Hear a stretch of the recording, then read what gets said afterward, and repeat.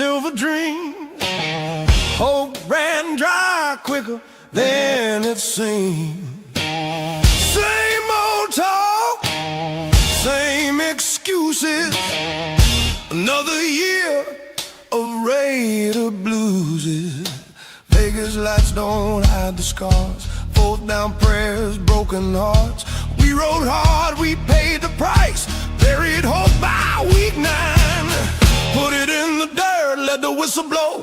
Another Raider year laid 6 feet low. We drank the Kool-Aid, paid our dues. Rock bottom blues and black and shoes. Yeah, we scream, yeah, we stay, yeah, we lose. Raider Nation never quits on you.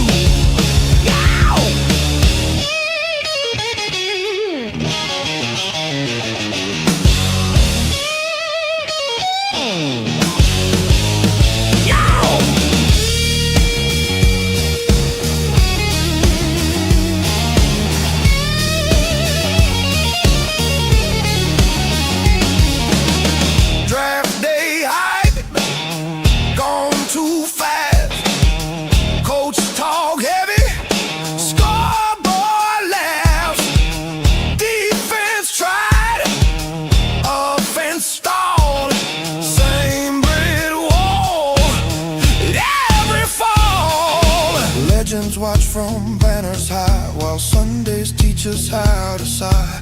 Laugh through pain, curse the screen. Love this team like a bad routine. Put it in the dirt, let the whistle blow. Another Raider year laid 6 feet low. We drank the cool. Yo, what's happening, Raider Nation? Welcome to another edition of Raider Nation Show Me Your Shield. I'm your host, Raiders First Downs. This is my co-host, Donuts Duncan. What's up, Donuts? What's up? What's up? Hey, we just wrapped up the college football season, and a lot of debate, a lot of animosity, a lot of hurtful feelings out there that's going to be happening for the next 4 months. But we got it, man. We have a secret weapon, a special guest tonight that we're going to bring on stage for y'all. And this man he's pretty direct when it comes to transitioning to what we're looking for in our college players that are going to come up in the NFL and help our franchise out. Well, without further ado, ladies and gentlemen, Raider Nation, show me your shield. Welcome to the black hole. Tonight, a titan, a force to be reckoned with. Now introducing your special guest. Dark Side OB!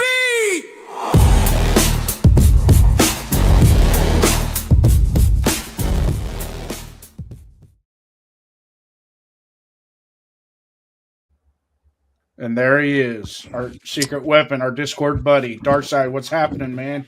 What's going on, big dog? How you doing? Doing good, doing good. Sorry about the loss last night, but it's kind of a win-lose situation for you, huh? Yeah, it's a win-win situation. I mean, it is what it is. We made it back to the playoffs. We made it, to the Natty. It's been a while since the Hurricanes made it. So that's a win. And then, like I was telling all my friends, Fernando Mendoza played his tail off, and he won the Natty. So that's another win. So I'm happy. A lot of people in Raider Nation said he looked like crap. A lot of people in the world said that. I mean, it is what it is, though. You can't really change what the narrative is. You're never gonna have 100% approval from everybody. So it is what it is, and that's fine. But as long as we unite when it becomes real, if we do draft him and he comes to us and he starts to lead us to the promised land like it's supposed to be, I hope everybody, I myself, I will forget all this conversation, but. Also, at the same time, I'm not afraid to admit I was wrong too. So if we're wrong on the pick, we take him, and it's right. Like, yep, you're right. Yeah, I'm the same way. So we're gonna dive into a little bit with your fandom and whatnot. Duncan, you ready to fire this off? Oh, definitely. But I will say one thing: I'm pretty petty, so all the people are talking smack on Mendoza. If he starts lighting it up, I'm going to be chatting. There's going to be Yeah, I told you so's. There's Yeah. going to be a Ain't nothing lot wrong of with I told you so's. Oh, definitely. You know, but it is what it is. And I know last night on another channel with the skipper, we had some conversation, and I know I don't want to break a brotherhood because I love the man, but it's almost like he's getting mad at me to the point where he doesn't even want to talk to me. And it's like, I'm he trying to set tell himself you. up. He's the one that keeps saying trade back. Well, Definitely and not supposed to. he's a little late on the Fernando game. See, I go back to when he played at Cal last year, right? And I watched him play at Cal, and I thought he was a pretty darn good quarterback at Cal. And when I found out he went to Indiana at the beginning of the season, I was like, man, I wonder. I'm gonna flip over to because I know Curtis Rourke last year played halfway. He played good for Indiana. He played real good for Indiana. You and know, he played hurt most of the season. Yeah, he was So- all right. and if you look at the storyline as why he went to Indiana, there's two reasons why he went to Indiana. One, his little brother went there, so he had a little inside knowledge of what was going on in the facility and how that program operated. He already graduated with his degree, so he was done with this college. So why not go to Indiana, be with my brother, and they have a coach that has the ability to get me better for the pro game. So Right. that those are the reasons why he did it. But anyways, we're here because of Dark Side tonight, and want to bring him in. He's one of our Discord buddies. Been about a year and a half now that we've been chopping. You guys have probably been on there longer than me. Yeah, I don't even know when I first got on there. Uh, It's been a while though. I think it's Yeah, been it's about 2 years for me. about a year and a half for me. So, but we're gonna dive into what was the first Raider season that hooked you? Was Dark Side?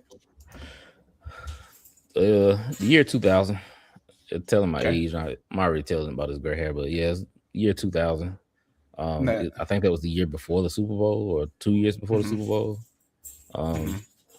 I remember watching them that was playing, and at the same time, I was trying to decide. I'm from Carolina, so Mhm. it's weird liking the West Coast team as it is, but I was trying to decide between the Tennessee Titans and the Oakland Raiders, and I Mhm. decided on the Oakland Raiders because Rich Gannon, and I can't remember the running back name, but he was going off, and it stuck with me then. And then I'm a real big history buff, and they were showing I think even then they were showing like old 70s type football with Jack Tatum, Mhm. and Willie Mays. I was just not Willie Mays, but Willie Brown. Willie Brown. And I just fell in love. Yeah. Mm-hmm. Yeah, that's kind of. I don't want to age myself, but I started in 1979. I was 7 years old at the time. My dad was already a Raider fan, but it was just built into me through him, programmed through him. And Sundays, breakfast in the morning and Raiders in the afternoon every Sunday during football season. Donuts. Yeah. Yeah. No, I'm about the same time where I start remembering games. I was about 2001, 2002. Like those two seasons kind of blend in together for me. Yeah. So it's just the age of what I was at where I wasn't really fully into football quite yet. And then them making that Super Bowl really That's what really got me into it. So, like with me, right there in the corner over my shoulder, you can see that black pennant hanging on the wall right there. That my mom got me that pennant, and that's the Super Bowl 15 pennant, and she bought that for me. And I had it autographed by Dave Browning and Cliff Branch. Autographed that for me when I was a kid. That's what's up. So, well, who's your Raider? Who's your favorite Raider of all time, and why? Favorite. I'm gonna say Jack Tatum because I'm a real. I mean, I don't know if you're. I know you're in the Discord, but me and Duncan have a back and forth more often than not. And Duncan knows that I'm a real big defensive guy. Like I love defense, and Jack Tatum embodies defense. Like he would hit you, and I love that. So, I would say Jack Tatum. Yeah. Yeah, it's Yeah, great. So my favorite player of all time is Bob Sanders from the Colts. Oh, I don't know if yeah. you remember him, the safety. Oh, yeah. But my favorite Raider is Jack Tatum. Yeah. Yeah. Bob Sanders was very, for his size, Yeah. you would have thought he was 6'5" the way he played. Yeah. He was good. So Duncan, if you want to carry on. Yeah, I mean, like you mentioned earlier, Raiders have a historic past of being real smash mouth football, tough on defense, run the ball down your throat, big pass game. But seems like recently the Raiders are kind of lacking kind of an image. So to you, what does Raiders football mean in the year of 2026? 2026. Hopefully it's change. Because like I said, since 2000, after that Super Bowl, it's just been the bottom of the barrel, like the basement dwellers. So hopefully 2026 is change. Hopefully that's what it is. Because and I don't even want immediate change. I just want, something that's that shows a decent team, like a well-rounded team. And I hate comparing like other teams, but something like Seattle. I don't think Seattle has like a great offense, and I don't really care to have a great offense. I'm a defensive guy. I want to dominate on defense, and I don't know if I'm messing up the questionnaire here, but I want my quarterback just to manage the game. I don't need him to be a Caleb Williams. I don't need that. I want you to do what you need to do when you need to do it, how you need to do it. I want it to look right. I want it like AP used to say, look right, taste right, feel right. That's what I like. Yeah. I don't care about the flashiness. Yeah. So that goes into a little bit of the next question on like, has the franchise lost its identity or is it being rebuilt, restructured? And what traits? Sorry. What traits must the next core Raiders team have? I don't think we have an identity right now. Obviously, we don't, because we've had eight quarterbacks in the last 3-4 years since Derek Carr. Yeah, maybe 9 quarterbacks since then. Maybe 5 or 6 head coaches. So we don't have an identity. We had 3 GMs. We don't have an identity. So that's what I hope 2026 is us building that foundation of getting an identity. And I hope that identity is like you said, like smash mouth, great defense, gritty, like the old school type Raiders. You know what I'm saying? Like not scared of nothing. I don't like that finesse stuff. I want teams to be scared to play you. You know what I'm saying? Like I know for a fact teams are scared to play the Seattle's, and I keep saying Seattle because they might win a Super Bowl. I know teams are scared. They're looking at the Seattle Seahawks team and they just well-rounded everywhere. They have a great offensive threat with JSN. They have a game manager quarterback in Sam Darnold. As long as he doesn't make a mistake, they are always in the game. Even if he makes one mistake, their defense is good enough for that he can do that and, you know what I'm saying, right that one wrong. They good on special teams. You know what I'm saying? So that's what I want. And then what was the second question? What traits must the next core Raiders team have? Oh, well, I answered that too.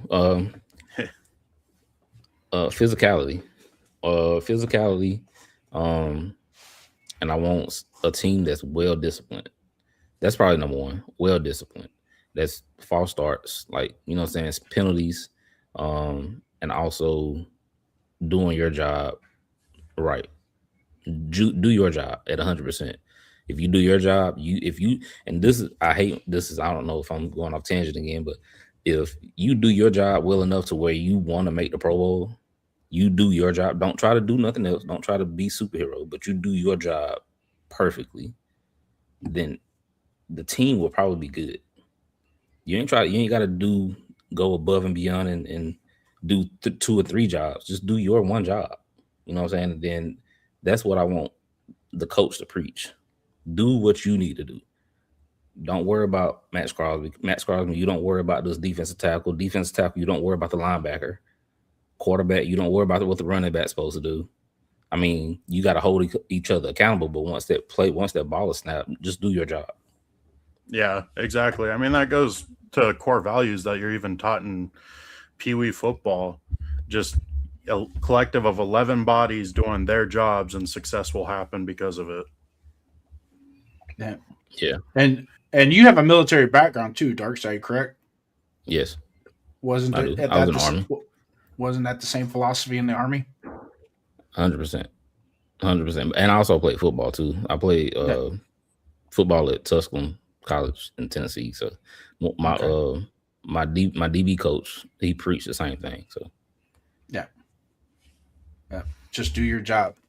Just do your job. Good. Would you rather rebuild the right way or chase short-term wins to create success? Oh no, rebuild the right way. Okay. And Yeah. to you, what would be rebuilding the right way? Rebuild. So, and it's crazy you asked that because I was thinking about that earlier. Prior to us drafting Brock Bowers, we have chased draft picks. All right, we've overdrafted players everywhere, from Cleveland Farrell to John Abrams to, you know what I'm saying? We can just keep naming. Damon Arnett, Garyon Conley. Like I can name a whole bunch of people, but Brock Bowers was that was the start of us doing the right thing. Brock Bowers, right? Getting pieces, getting top 5 players in the draft. That's basically what I'm trying to say. You get top 5 players in the draft, you're gonna be successful later on, especially if you're picking in the top 10, top 15. And then in the first round, once you are successful and you're picking in the 20s, you got to try to hit on top 15 guys because there's gonna be some guys that fall. So if you can just keep adding blue chip guys, blue chip prospects, then your team is gonna always be sustainably good. Yeah, definitely. It's always great to build the team through the draft, and it's how you set every foundation for a successful franchise. I mean, look at the Eagles. They're just constantly hitting draft pick after draft pick, and they just know how to properly position rookies too. Like the offensive line, they're constantly drafting offensive line, even though they already have a solid one. It's like you just got to keep rebuilding, or not rebuilding, but keep structuring your team for the future.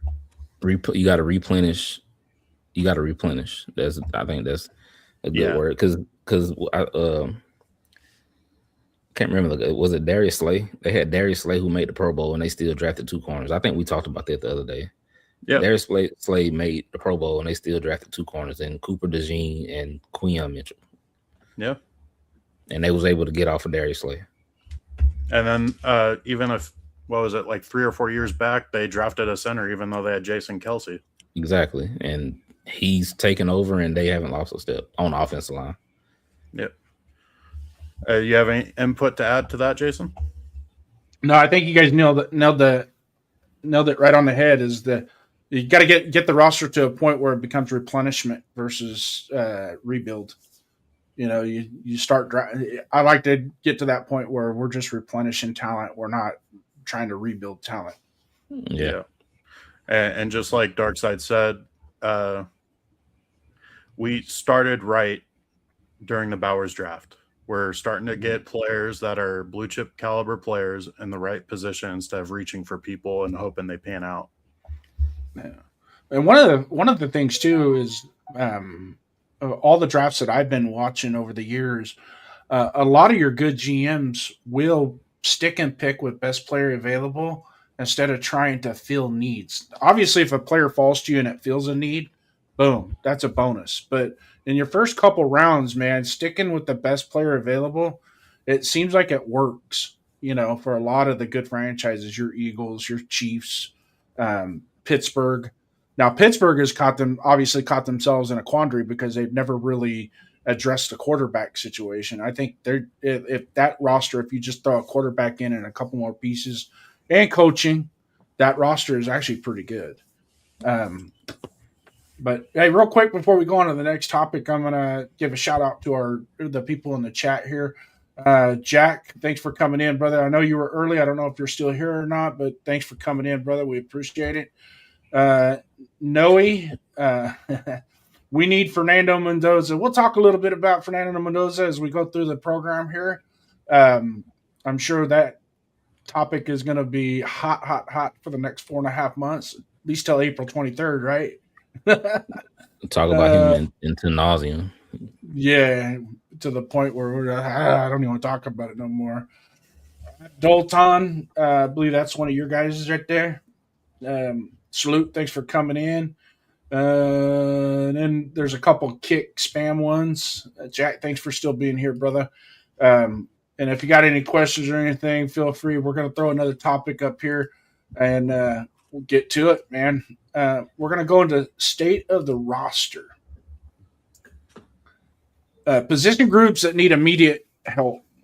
What are some of the position groups that you feel? Is it the offensive line? Is it the quarterback? Is it the defensive backfield?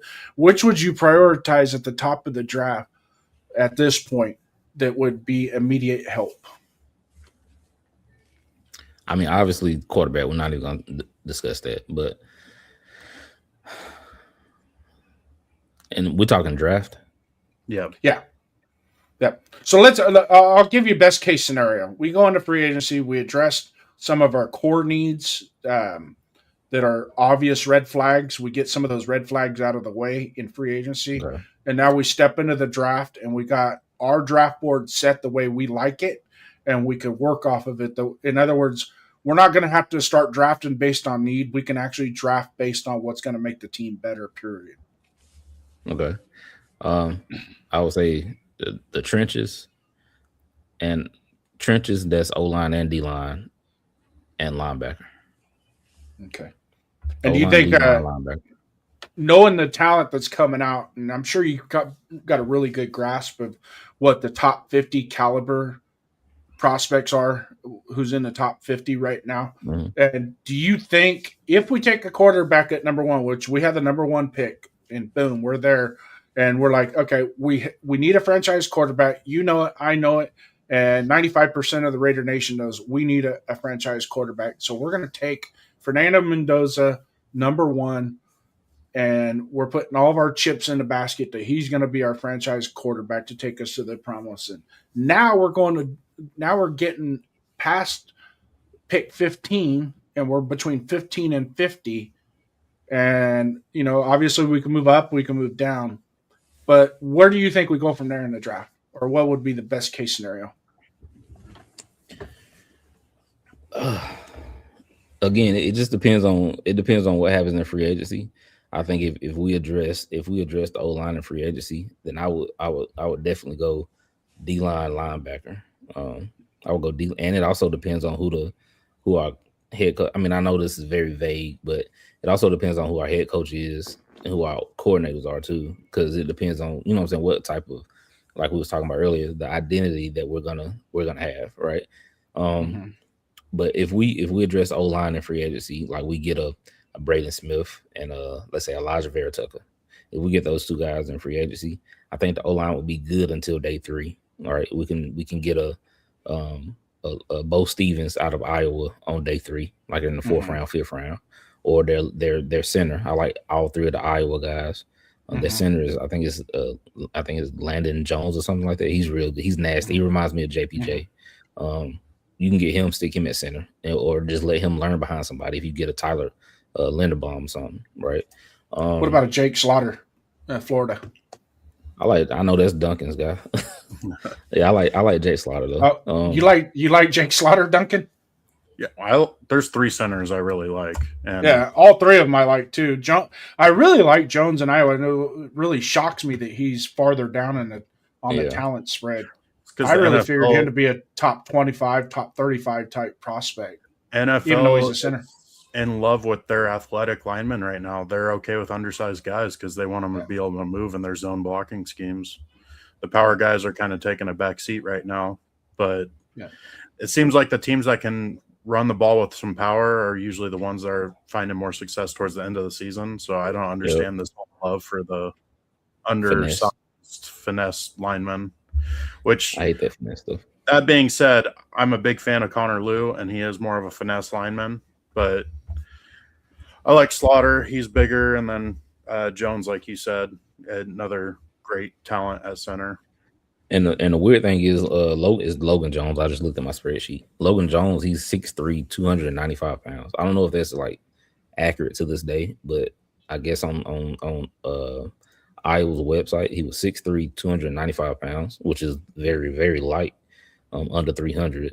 But he doesn't play like a 300-pound O-lineman. He plays it more like 315. But anyway, he's got a lot of his weight is from his hips down. If you look at him, he's got a lot of what do they like to say, junk in the trunk. Yeah, he got a big butt. He's got a solid base. Yeah, and you know what? That's key, bro. That's key because you can have all the upper body strength that you want, but man, if you don't have that lower leg strength, it's hard to play offensive line without that lower leg strength. So, staying on the same question, obviously we addressed quarterback. We don't have to talk too much about the quarterback right now because I think when we get to the end of the show, we're going to wrap on that pretty hard because there's obviously a lot of animosity and disgust and debate amongst Raider Nation about that. So we'll peel that in at the end. So let's talk about defensive backfield. Obviously, we have some needs on the back end of our defense as well, and this is one of your strengths. Darkside, go ahead and roll with it. What you got? Oh, you want to know who's some good prospects? Yeah, throw some out there. Hold on, let me pull up my spreadsheet. You want position, or you want to go by value at where they're drafted? All five backfield positions are going to be some type of a necessity. I mean, obviously, Porter is kind of a he's got some of the intangibles, and I think with good coaching, he could probably be a real respectable corner. If we bring back Stokes, I think Stokes had a pretty decent season. I mean, it wasn't eye-popping, but he was solid, and he played all season, which was one of the few things – that was one of the knocks on him. He couldn't finish the season without getting hurt. So that's a plus there. Same with Jeremy Chin. But what say you, Darkside? Give us your defensive backfield. What do you think we should do in the draft with that? There's a few guys that I like. I really like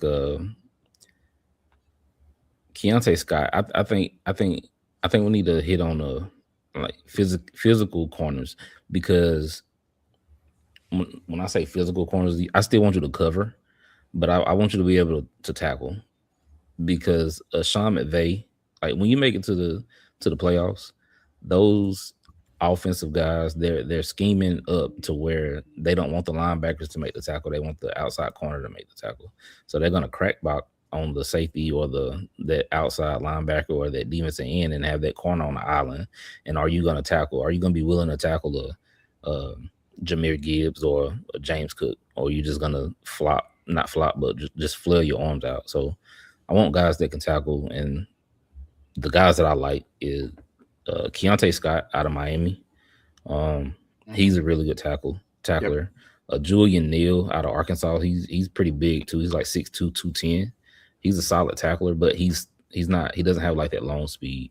There's a few guys. The guy from Florida, he's pretty good too. But yeah, that's what I would go after in the cornerback room. Guys that and I want you to be able to be versatile. Play inside, outside. Yeah, that's pretty much it. I like Neal too out of Oregon. Yeah, Neal's interesting. He mostly if he could keep the play in front of him, he's very dangerous. Read and react on the ball. And if he can get like the short slant routes and dig routes and things like that, if he can get up on top of that receiver quickly, he can make a play on the ball. But you're absolutely right. If it's a double move type play or two different concepts in a route in and of itself, he's off. He's off. Yeah. and we don't need that. No. Unless we're No. going to play a lot of cover 2 high safety or cover 1 high safety on his side.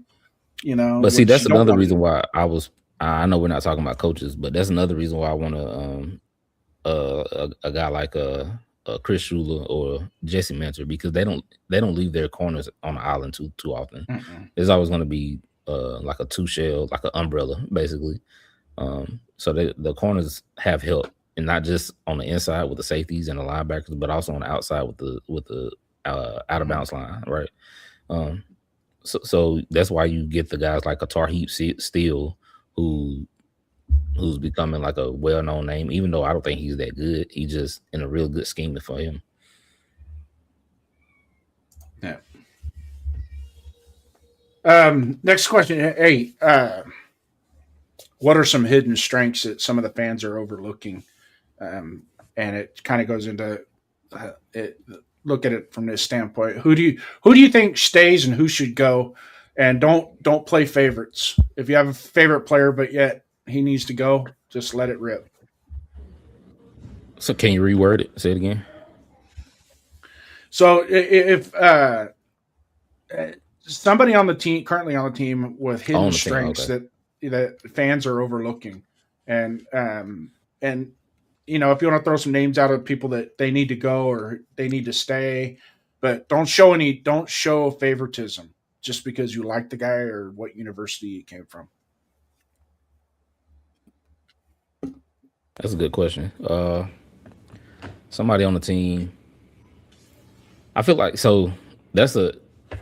not me showing favoritism. I feel like a lot of people are off the Jack Bech, not bandwagon, but they don't like Jack Bech, or they gave up on Jack Bech a little too soon. I think Jack Bech is going to be really good. I feel like he's very physical. What you seen out of Puka Nacua the other day, I feel like that's going to be Jack Bech, but not as dynamic. But he can block, he can catch in traffic, he can, go across the middle. I feel like Jack Bech is a guy who's going to be really good for us. I'm not saying he's going to be a 100-catch receiver, but he's going to do the dirty work, which I like. Yeah. And the guy who I don't really like is Dylan Parham. I'm not saying, and I mean, obviously the obvious answer is like a Jordan Meredith, but I'm not really a big fan of Dylan Parham. I'm not a big fan of. I have a lot of guys. I don't like Devin White. I don't like Eric Stokes. I don't like IPM. There's a lot of guys I don't like. Mm-hmm. Do you want to hit more on Eric Stokes? Because I know that's a big name for Raider Nation where they like him just because he had a solid season by the numbers. Yeah, but you want to explain why? Yeah, because same reason the Devin White. Devin White had 100. He like top 5 in tackles, but those aren't good tackles. You getting pushed jumped back on back. Just happened. Yeah, it's just like those jumped on a lot of people's back. Tackles aren't good. But Eric Stokes, it would be better if I could show you the film. But Eric Stokes gets targeted and it will be a bad throw. Or if he doesn't get targeted, he got beat really bad. He slipped. He falls a lot. And he's just not, the quarterback's not looking that way. That's not his read on the backside, right? He's not a good tackler. He's terrible in run fits. He's a terrible tackler. He's just like fits the mold as far as size, weight, height, weight, speed. That's what I'm trying to say. He just fits that mold, but he's not a guy that I would keep around. All right. I know I had mentioned earlier that I would keep him, but the reason why I say that is, and even in the tape, it didn't look like he was beaten like a drum over and over and over again. He did have some recovery plays. You're absolutely right. A lot of times it was the quarterback's fault that the play didn't happen versus what it's not so much what he did, but what he didn't do, and he got away with it. Right. And then another thing is that cover three is he's not gonna because he runs a 4-2, 4-3. So he's not gonna get beat over the top. Like he's super fast. But as far as like breaking down on a dig route or stopping on a hitch, and it could be their coaching, because I didn't see Darian Porter press a lot either, like using his hands to press. they get up on the line, but they didn't actually use their hands to press, which I didn't understand that. But I just feel like that cover 3 with him just in bail technique all the time, like I would say 90% of the time, it fits him as far as like his numbers go. But when it was time for him to stick his nose in there and tackle somebody, he wouldn't do it, and I don't like that. No. Salary? What's your salary cap philosophy? Do you spend big or draft and develop? And anybody in the chat wants to answer that question as well, throw your answers in the. And Duncan, if you can keep an eye on the chat, I'm up on the note board. Yep. Salary cap. So right now we got 100,000, 110,000. Yeah, Yeah. I feel like, I feel like this first year, we need to.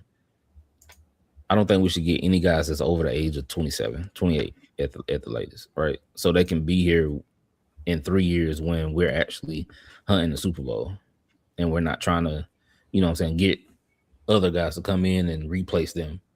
You know what I'm saying? So I feel like, especially on the defensive side of the ball, people, unless you're like a Michael Parsons or Myles Garrett, you're not going to come in and just be dominant, right? It's going to take you a few years, and you don't normally hit your stride until you're 26, 27 years old. So those are the guys that we should go after, especially on the defensive side. Older guys, not older, but like middle-aged guys, middle-aged football age guys, so they can learn under the new defensive scheme, and we can re-sign them once we see who fits and who doesn't fit. And O-line, I'm real big in the trenches, so O-line, D-line, definitely. And then once we get to where we need to be, as far as, okay, Mendoza does good or he doesn't do good this year, we need to know, okay, he needs this. He needs another wide receiver that can do this, or he needs a better right tackle because we didn't address the right tackle situation, or the linebacker that we got isn't fitting the bill, so we can address that then. That's just my opinion. All right. There's one more question in the category, but we've already answered that question. So we're going to move on to the next category. Duncan, if you want to go ahead and take over in the notes, and I'll let's address the chat real quick. We got 401_Raider_Jeff, the skipper, the pioneer of this production company. Salute, Skipper. Much love to you, brother. If anybody after our show that's in here want to go and check out his show, the Notorious Black Hole Podcast, on tonight. It comes on in an hour and a half. Just check your alerts, and so be it. Next one, I'm Not Bueno, one of our OGs that comes in with our chat. Salute to you, my brother. And so next topics is going to be transitioning to the draft mindset. Duncan, if you want to take over. Yeah, I mean, we go from college Saturdays to Raider Sundays. How does Darkside OB evaluate prospects, like from tape and stats? Is there any conference bias when you're starting to really dig into players? No, not at all. I like good football guys. I pay attention to what you do on the field. I don't care what your helmet look like. If I can, and it's weird when people do evaluations and they say that this guy messed up, because you don't know what he's being coached.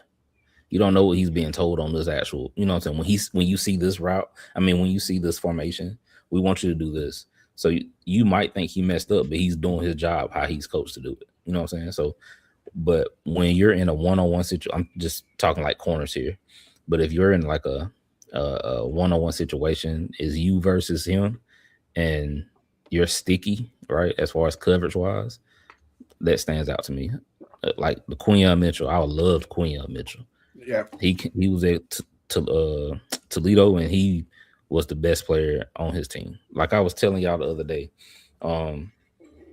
Again, I hate to go off. I do that a lot. I go off tangent a lot, but when it comes to the coaches, it's the same thing. Ben Johnson was the best coach on the Lions. He was the Lions identity, right?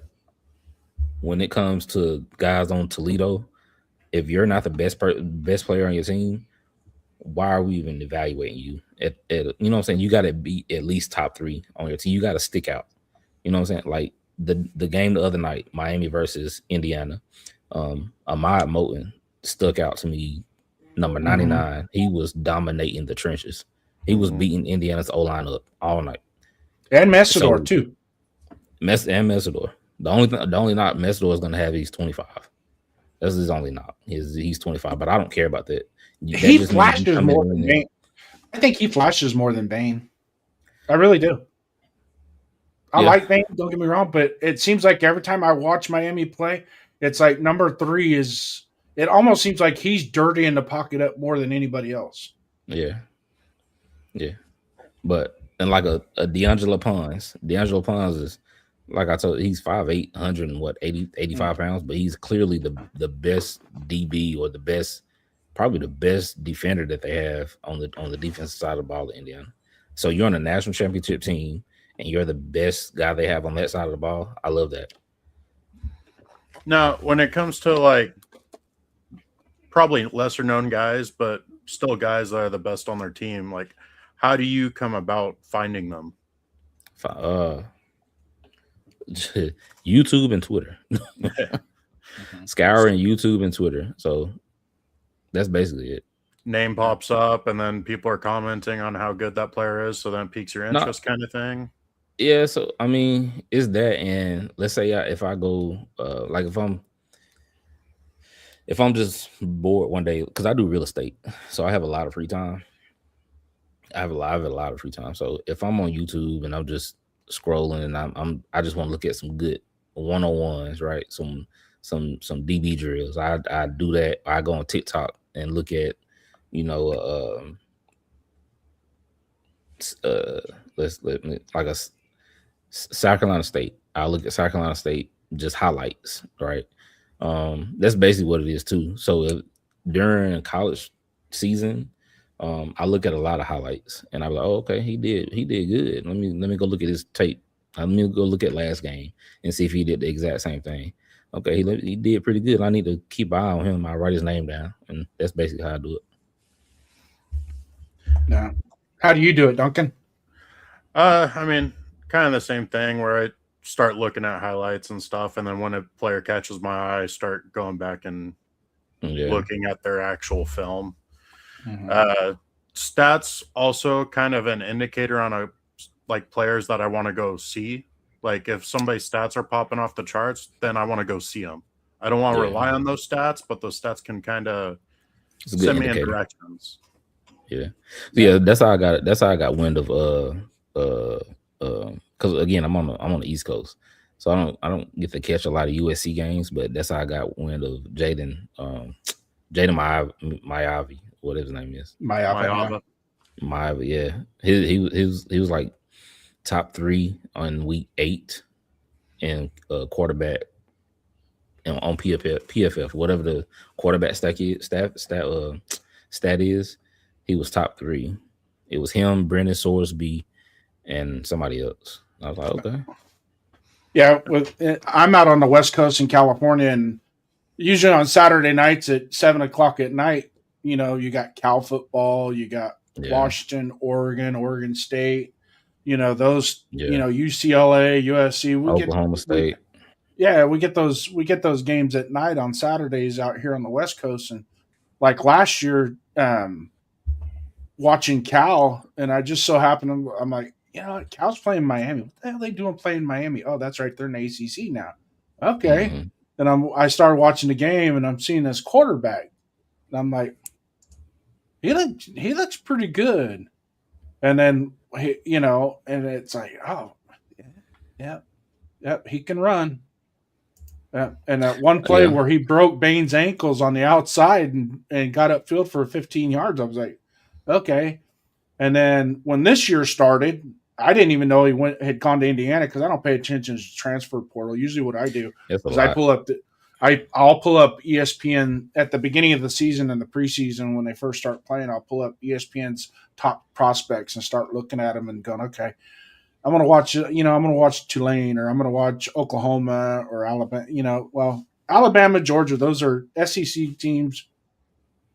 You watch those anytime. A lot of times you want to watch the other schools, the Wisconsins and things like that, and see what their prospects are like, and just kind of get a. That's like with Jake Slaughter this year. Is like I saw him as a top prospect as a center, and I started watching. I watched a couple of his games, and I was like, he's a nasty little dude, and his his pass blocking is pretty damn good. So Maryland got some pretty good guys on their team too. Yeah, and that's another thing too. Is I don't have an allegiance to a college football team at all. Okay. Maybe Notre Dame when I was a kid because of Tim Brown and Raheem Ismail, Okay. and Jerome Bettis and Ricky Waters coming from there. Other than that, I don't really have. It's not like you'll never see me with any type of college flair, unless it's a player that's played for the Raiders, right? Yeah. You know what I'm saying? Real quick for Furpo. Raiders. Yeah, That's pretty good. that's right on. So I don't have the biases, but I do like to look at the beginning of the season. But I just got accused on somebody else. I was in the chat, and Raider Rebel accused me. He said you need to go look at film. Well, I sent him. What happened was I sent him a short, right? And the short is the last drive of Indiana versus Penn State. It's the whole drive is in a short. I sent that to him because he said that he's unable to handle pressure and deliver the ball and make plays. And I go, did you see the Penn State game? See the Iowa game? Did you see the Illinois? Well, they blew Illinois out, but Oregon, the first Oregon game? Am I fucking missing something here? And he goes, Cal, I watch film. You need to watch film. I go, okay, stop with that bullshit right now. Stop. Okay. And then I sent him that short. Well, anybody, you need to watch film. Shorts are just highlights. Okay. This is the whole fucking drive, dude, in a short. And that drive in and of itself tells you everything. Oh, he can't deliver. He's the whole drive is a highlight. It's not my fault. That whole last drive is a highlight. That's a whole last drive was exactly what I wanted you to see. Oh, well, that receiver just made a good catch. Okay. He got freaking tattooed when he delivered that ball. Yeah, threw it. Yeah, the receiver had to make a great catch. But fuck, do you think Tom Brady has 7 Super Bowls if his player, if Julian Edelman doesn't make that fucking goofy ass catch in the middle of the field, do they beat Atlanta? No. Yeah. Okay, so if what's his name that David Tyree? I already know Tyree. Well, yeah, he makes that catch for the Giants off of his helmet. Does Eli Manning have a second Super Bowl? Yeah. You see what I'm saying? Somebody's got to make the catch. Dwight Clark. If Dwight Clark doesn't catch that ball, is Joe Montana the greatest player of all time? Yeah. Okay, so we can go round and around and around with this shit all we want. But somebody has to throw the ball. They have to do it under pressure. And did you see the Penn State game, Darkside? Oh, yeah, absolutely. That was a great game. Anything in that, and at the end, I mean, that drive was just methodical. And that was his Heisman moment was that drive. I think we was talking about that whole game. The whole second half, we was talking in the Discord. And I said he needs to get the ball back. At like around at least if he has a chance if he get it around the 3-minute mark, he'll have a chance. Yep. And the same with Ohio State. Well, he can't make okay. He dropped a 35-yard fade route to the slot receiver along the hash marks to seal the game. And it could have probably been a touchdown had the receiver just said, I'm going to focus on the catch and not so much trying to catch the ball and run. Because at that point, all he has to do is make the catch, go down, game's over. They win the game. He doesn't have to. That goes back to what we talked about earlier. Just do your job. Don't try and win. You don't have to try and do something spectacular to win the game. Sometimes the little stuff helps you win the games. Yeah, exactly. So, you got one more question left in yours. Yeah. Getting back to the draft. What are some key things that you want to look at by position? Like, what do you want to see out of D tackles, DNs, cornerbacks, like their intangibles? Okay. So I need everybody that I know this is a widely used phrase, but I need everybody to have that dog mentality to finish the play, right? Beyond the whistle, right? But my quarterback, I don't need him to be a Caleb Williams. It'd be good if he had some athleticism. I just need you to be accurate with the ball. I need you to be able to put the ball where it needs to go, because that's your job. Just put the ball where I don't need you to run around. That's not your job. Your job is to throw the ball and get it to where it needs to be. Be a point guard. So that's what I want out of my quarterback, to be a point guard. My wide receivers, I want them to be playmakers. My running back, I want them to be durable, right? Durable and explosive. Offensive linemen, I need them to be nasty. Every single one of them. That's tackles, guard, center. I need everybody to be nasty. I don't care about, okay, we finishing beyond the whistle. If you get a flag, that's cool with me. Don't do it too much, but that's setting the tone, especially at the beginning of the game. It sets the tone. Be nasty. On first and second down, though. Third down, we get a stop. Don't get that penalty. Yeah, don't kill a drive. But especially like in the first quarter, I mean, set the tone. Let them know that you're here. You know what I'm saying? Rub their face in the dirt and all that stuff. D ends, I need my D ends to be athletic. I need my D ends to be athletic and strong. I want my D tackles to be, again, like kind of like my O lineman, nasty, finish the play, right? It was a play the other day. Again, I like to use examples. The Rams and Bears. Yeah. Braden Fisk stopped on a dime on a screenplay to DJ Moore, I believe. He stopped on a dime and made the tackle outside the numbers. It was insane. And Braden Fisk, if you don't know who Braden Fisk is, he's a defensive tackle. He's like 6'3", 320-something pounds. And he sprinted his ass off outside the numbers and made the tackle. That's what I want out of my D tackles. Nasty and athletic. Linebackers are similar to the quarterback. I need you to be point guard of the defense. Get everybody where they need to go. Don't make mistakes. Make tackles when I need you to make tackles. I need you to be my leading tackler, honestly, especially my middle linebacker. Safety, I need you to be kind of like a airplane pilot, right? Tell everybody where they need to go. Make sure everybody's safe. Put everybody in good position. Corners, I need you to be great communicators, fast, great feet. You have to have great feet, great hips, because I want you to be able to play one-on-one if I need to. Can't play zone all the time. You need to play one-on-one, especially in the red zone, and be willing tacklers. So, yeah. Now, want to key on what you said about the linebackers being the leading tacklers, getting people in the right positions, making good tackles. Can you explain, like, compare it to Devin White, who is the leading tackler, and you mentioned how has a lot of tackles, but they're bad tackles. Can you kind of explain more into that? Okay, so a good tackle is, okay, if I'm playing middle linebacker and it's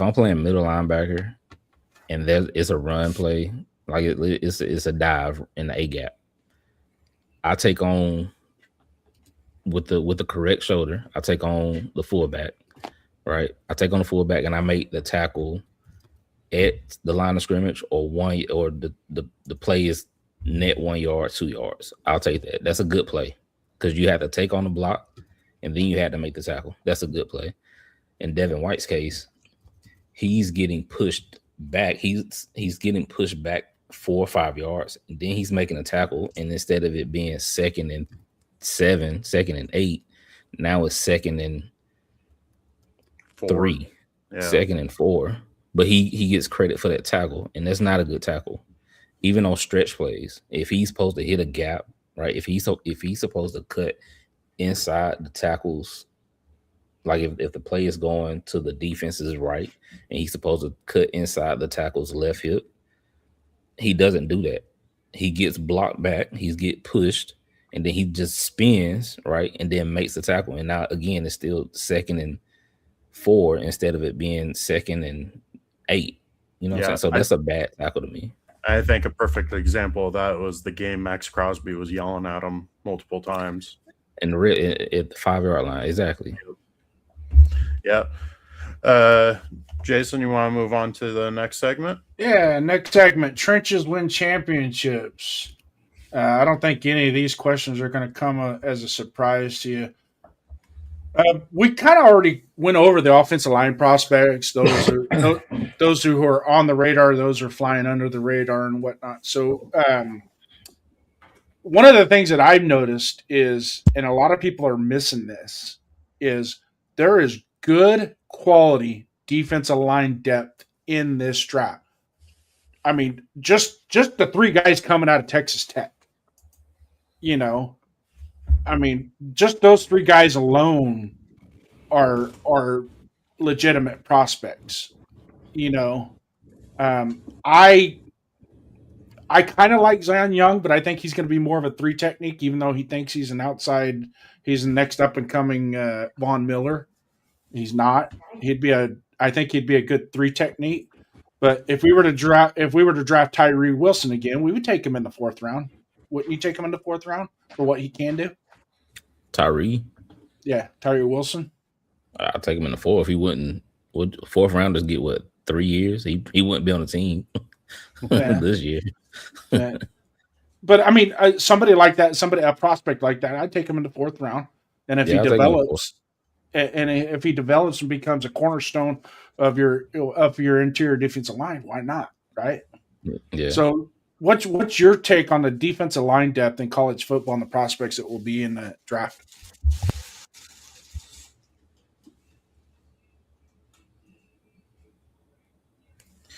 I like it. I feel like there's more guys on day 2 than there is on day 1. I think the only day 1 guys you have is maybe Ruben Bain. I'm looking at it now. Ruben Bain, and we're just talking D line. We're not talking D and O line, right? Right. All 4 positions though, from your wide, from going from your 9 all the way to your nose tackle and a 3-4. Right. Yeah, I'm looking at it now. I see Ruben Bain, Peter Woods,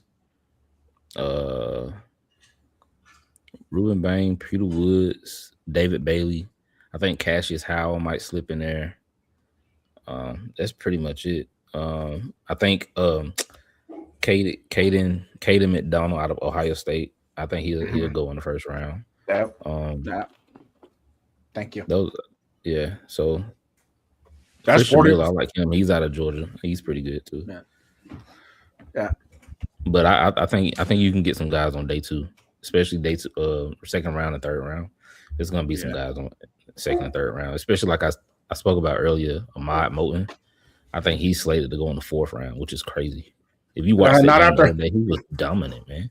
Last night he was, and he laid it on the line too, because that boy was limping off after every series, but he still sucked it up and went back out there. Yeah, he went crazy. But yeah, I think you can get some. Day 2 is where you can hit on the D tackle on the edge. Yeah. What's it, you, Duncan? One name that we've talked about a lot on Discord is Lee Hunter. Mm-hmm. That's my guy from Texas Tech. Did you want to maybe go into detail on Lee Hunter and how good of a prospect he is and about what round you think he might be going in? Lee Hunter out of Texas Tech, he's 6'3". I just had it pulled up. I want to give you some good measurements. 6'3", 335 pounds. 6'3", 6'4", 335 pounds. He reminds me of a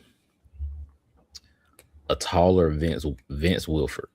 All right, he can plug the gap, but he's athletic enough, like a Chris Jones, to be able to catch a guy running on the backside stretch play. The guy's a run stopper. He's a dominant run stopper. And he has a little bit of athleticism to be able to pass rush too. So getting him, I think he's going to go. He could probably go in the 2nd. Just depends on how the draft falls. But if you can get him in the third round, that's an absolute steal. No, definitely. Mesidor, guy from Miami, another probably day 2 guy. He might slide in day 1. He might go day 1. He might you watch him, man. I'm telling you. As much as all the flash and hype of Bane, I saw Mesidor more pop out than Bane. You know, I think a team like the Rams or the Seahawks might try to get him at the end of the draft, like the end of day 1, because he's a plug and play guy. Especially if they lose somebody. Go ahead. Breaking news from Adam Schefter. Former Dolphins head coach Mike McDaniel is expected to become the Chargers offensive coordinator, barring a change of heart. That sucks.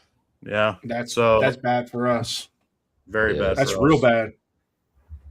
Yeah. I wish they would have never fired Greg Roman. I like the Greg Roman offense for us. Yeah, but I think Mike McDaniel could do more with Herbert than he could with Tua. It's just a matter. Oh, do you think Herbert's more accurate than Tua though? No. I don't. After the last concussion, yeah. That's the knock on Tua, man. I don't think that brain has been the same in the last couple of years. I really don't. I think he's it's almost like he tries to do too much and he doesn't have to. But hey, since we're on this topic with the interior line, I had mentioned earlier when we were backstage, I said, you know what? If we could get one of those guys from Texas Tech in the draft in the second round, that's a bonus, man. And like Hunter and Romelio Height, that's a guy. He's another guy that he's got a motor to him. It's not Max Crosby motor per se, but he's got a good motor to him, and he's good. I think I spoke about this. I just don't. I think he's a 6-year senior because I think he was at Georgia Tech, and then he went somewhere else, and then he went to Texas Tech, and he didn't flash until he went to Texas Tech. And that as a 6-year senior, why is that? Is it because you got all these other guys around you? You know what I'm saying? So that kind of freaks me out and be like, I'm not going to take you on day 1 or day 2. That's just me. I wouldn't do it. And if he turns out to be good for him. But I just wouldn't. I wouldn't spend a high price pick on him. And I think high price pick is top 150. I wouldn't do that. Yeah, I agree. I think you got me thinking about that too. Because where did Tyree Wilson come from? Exactly. He was a 5th year. I think, was he a 5th year senior? Yeah. Not sure. He might have been a true senior or a 5th year senior, but he wasn't good until the year. Or he had hurt his foot, I think. I don't know. But another guy it make you think of is a Kyle Kennard out of South Carolina. He was at Georgia Tech with Romello Height, and then he went to South Carolina and played with Dylan Stewart.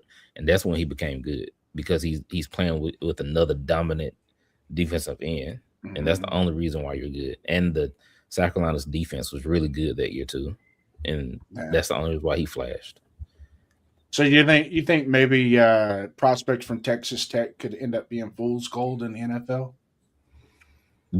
No, just Romello Height. I like a lot of guys from Texas Tech. I like I like Hunter. I like Hunter. I like Jacob Rodriguez. I like I think Wisniewski, the safety number 6. He's pretty good too. Yeah. And they got a corner that I like too. I can't remember his name. No. Hey, who's that cornerback for South Carolina that I think he's a freshman or sophomore this year? Brandon Cisse? Yeah. Nah, he's coming out. He's in the draft.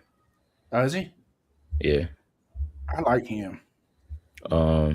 So Texas Tech, they have David Bailey, Lee Hunter, Jacob Rodriguez, Skylar Gill Howard. I like him. And then the safety is Cole Wisniewski. And then Romelio Height. And Romelio Height. Yeah, but I'm not a fan of him. Yeah, Jaw Raider, we just covered that. height to me on the screen passes, how he was moving laterally and staying within the play, impressed me how he did that. But then again, now that you mention it, that could be an age thing versus he's a NFL body playing college football, and can he transition into the NFL with his NFL body? NFL mind too. Yeah. So, real quick, hit this one as fast as you can. Edge rushers, Raiders fans will fall in love with. You got any? Edge rushers. Hold on, I can tell you. Hold on, I got them. I actually got them listed. My guys.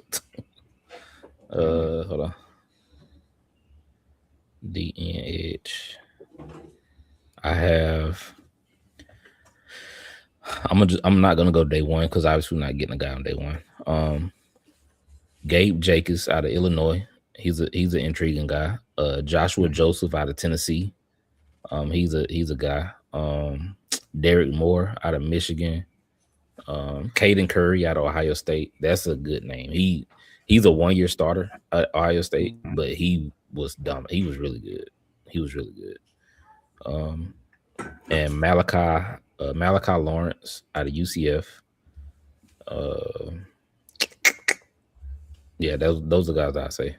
Those are names. Where do you see Mason Thomas fitting in there? I like Mason Thomas. R. Mason Thomas. Did I say him? R. Mason Thomas pretty good too. Yeah, he's going to be at the Senior Bowl, so that's going to be good for him. Yeah, that'll be good for him because I know he benefited from a good, really good, strong linebacker core as well. That helped him out quite a bit. So he'll have an opportunity to push himself to end of round one, I think, in the Senior Bowl. Yeah. All right. Now we're going to get to the final question of this category. Name one prospect you would pound the table for, regardless of draft slot.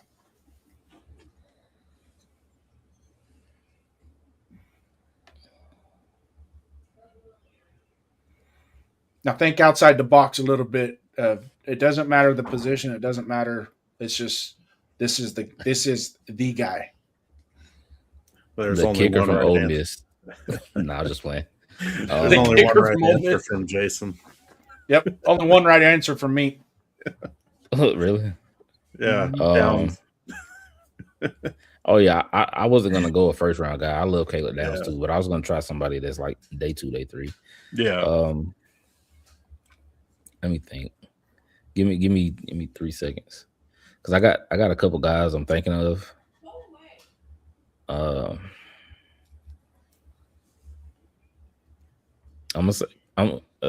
can only say one. Yeah, just one.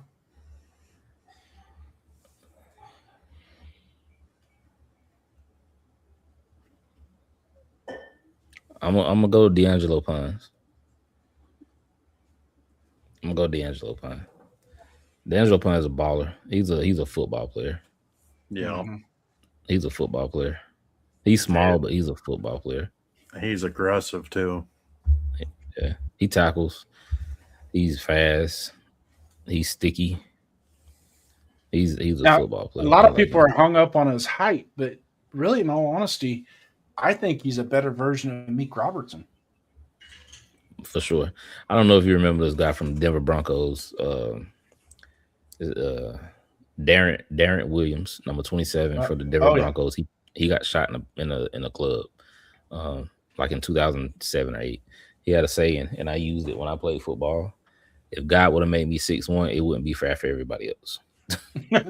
Well, that brings in a kid of mine that when I worked at this high school for 4 years is named Jacob DeJesus. I don't know if you heard of him. Yeah. Jacob DeJesus. He went to Manteca High School. I worked at Manteca High School for 4 years, and he went to school there, and I got to know him real well and his dad real well. God bless, may his dad rest in peace. Passed away from cancer this past year. Good friend of mine. But Jacob, same thing, man. I look at that kid and I go, man, if God made you 6'1", it would be over for everybody. Yeah. Nobody would be able to stop him. Yeah. And he did some amazing things this year at Cal. He broke Keenan Allen's receiving record at 100 receptions, 1,000 yards, all ACC. In the kick return, he was second team All American at UNLV when he played at UNLV as a kick returner. But man, I mean, it just sucked. I mean, we would be at school and we would have Michigan, Ohio State, Penn State, Alabama, all these guys showing up for at the school for recruiting, and we'd take them out to the football field, and the recruiters were just like, "Damn, if he was only like 3 inches taller," you know. But the kid, I tell you what, man, you ever get to talk to the kid? I'm hoping to have him come on the show. I reached out to him, see if he'd come on the show because he's a Raider fan too. Okay. And talk about it, but he's going to be super busy the next 4 months, so it's probably going to be difficult because he's got to do everything he can. Oh yeah, for sure. First and foremost, hopefully he gets an invite to the combine. So, but anyways, before we go to the next category, is he going to any All-Star games? I don't know. I think he might be playing in the East-West. I'll have to I'll check tomorrow. Get back to you on that. I haven't even been. He was busy after the Hawaii Bowl. He kind of took a little vacation and all that stuff, and kind of tuned out a little bit on the text messaging and the Twitter. So yeah, I don't see him on here. Yep. But your answer for the last question, Pawns, ties in perfectly for our next segment for defense, dogs and dogs. College defensive backs with Raider attitude. Pawns definitely fits that. I mean, he plays so aggressively and tough and plays like he's 5 inches taller than he is. Is there any other defensive backs that you could think of that might be coming into this draft that play tough like that? Yeah, there's a few. D'Angelo Pons, obviously. Dylan Thieneman out of Oregon. He's good. Yeah. Obviously, Caleb Downs. Caleb Downs would be like the perfect guy for us to get. Chris Johnson out of San Diego State. AJ Halsey out of LSU. I'm gonna try to give y'all some lesser known names. Chandler Rivers out of Duke. Keontae Scott, Miami. Hold on. Let me give you a guy that I haven't. Keith Abney out of Arizona State. You heard of him? No, I have not. That's a new one for me. Keith Abney out of man. That's a guy. Now he's on I think he's like 5'9". I think he's like 5'9", 5'10", but he tackles, he covers, and he does everything. Keith Abney is a guy. 6 foot 190. I don't think he's that tall. Yeah. You know, once you're 5, if you're 5'10", they make you 6 foot in the stat report on the roster. If he is, that's really good for him. But I think he's more 5'9"ish. One more name I'll say. I want to give you a lesser known guy. Hold on.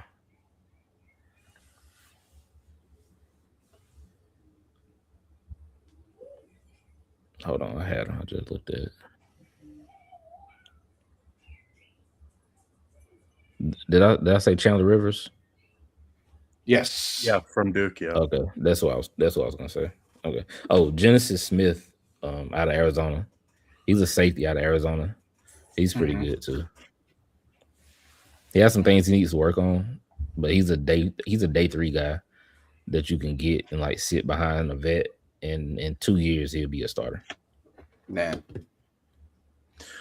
Linebackers. I mean, we're sorely lacking in the talent department and linebackers, and most of them aren't going to be on the roster next year unless we re-sign them. Hopefully not. Where are some up-and-coming linebackers who can both tackle and cover?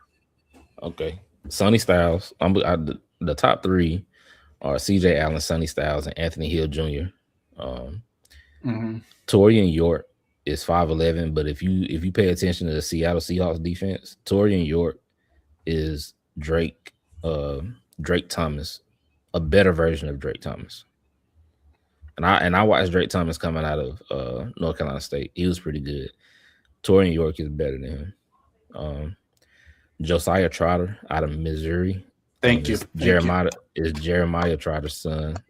He's pretty good. He needs to work on his pass coverage, but he's pretty damn good. He's good downhill. He's really good downhill.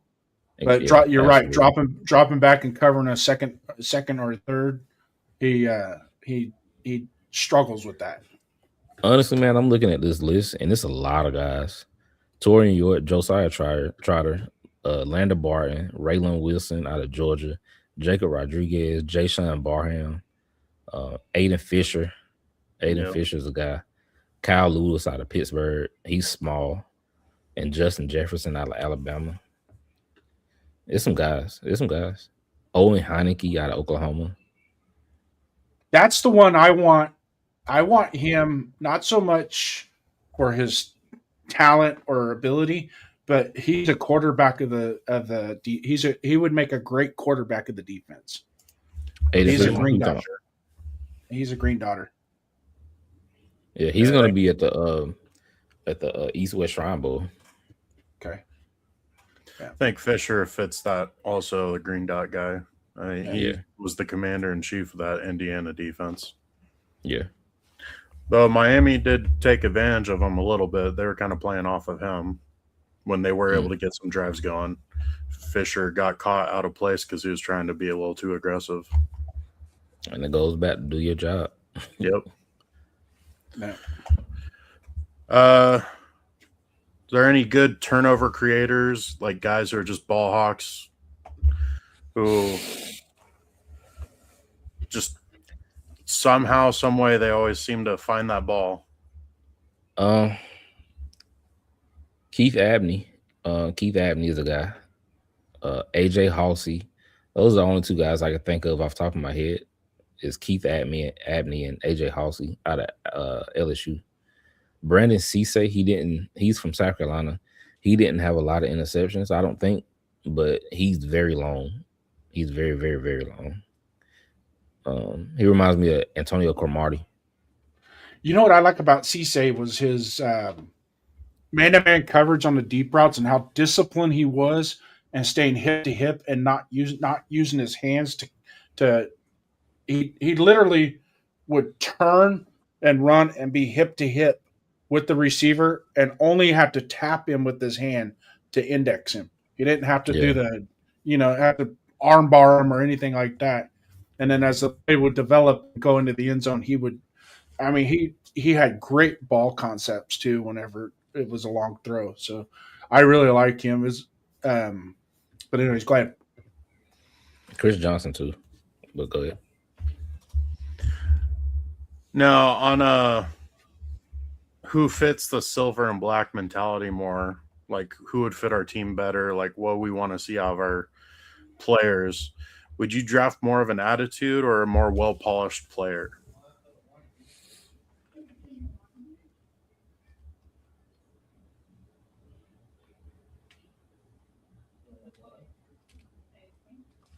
Well-polished. Well-polished. Do your job. Attitude can come later. Yeah.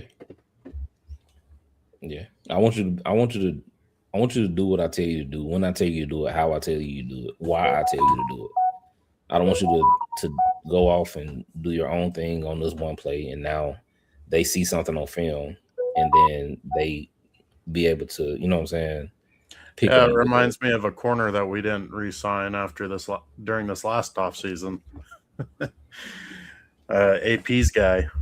Yeah, exactly. It's keyed off on all the short routes, and all of a sudden everybody was thrown over top of him. Yeah, double move. You hit with double move. He's Jack Jones. Yeah, Jack Jones. There you go. Yeah, Jack Jones was very susceptible to the double move. Yeah. Our next segment, Jason, is our lightning round. Some rapid fire questions, quick hitters. So the following round Dark side. Well, it's not. We're not going to wrap this shit. This isn't the wrap up show, but we're going to just get into the lightning round here, and these are closed, rapid fire questions. When I give you the question, it's just one phrase, one name, or one specific thing. All right. Okay. Try not to overthink it. Okay. All right. And I know, knowing your knowledge and whatnot, I think you'll fly right through this real easy. So the first question: sleeper prospect Raider fans aren't talking about. Keith Abney. Yeah, and you got me on that one. Mm-hmm. I haven't followed Arizona State that much this year, other than watching a little bit of Levitt play. I watched a few offensive series, and that's pretty much it. Yeah, he's the guy. Position Raiders must draft no matter what. Linebacker. Best college program for Raider style players. He's thinking about it. Indiana, my bad. You said don't think. Indiana. You thought about it. That's surprising that you said. I thought you would have said Miami players would fit more our style than Indiana. Yeah. I'm trying not to be a homer. It's okay, man. It's okay. Overrated college star. Jordan Tyson. Yeah. That's the receiver, right?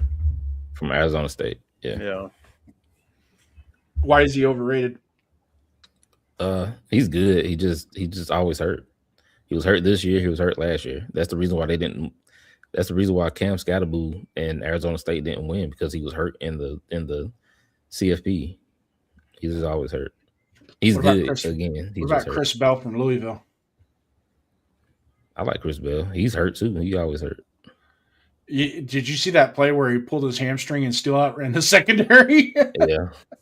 I was like, about 20 yards into the route, he started grabbing his hamstring. He's like on 1.5 legs, and he's still outrunning the secondary. I was like, he beat Miami by himself.